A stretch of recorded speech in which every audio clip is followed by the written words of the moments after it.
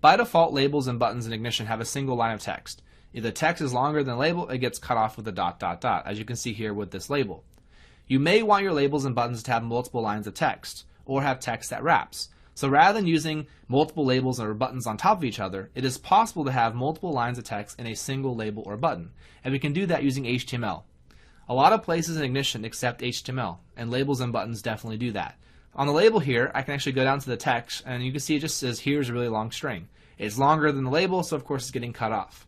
At the very beginning of any of these strings, we can put the start HTML tag.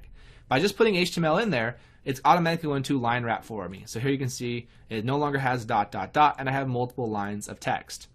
If we want, we can actually physically break that text on particular characters. So if I go back into the string, I can say, maybe I want to put a line break right after really. So I put this BR tag, which is a line break.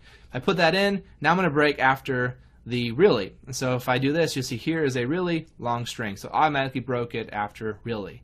So we can do a lot more in there with our HTML. But to do multi-line labels and buttons, we just simply put HTML in there. So on the button here, for example, I can do the same thing, go down to the text property, and I can put in here the HTML start bracket. I can say line 1 and then break line 2. Just by putting it in there, I'm going to have 2 lines for my button.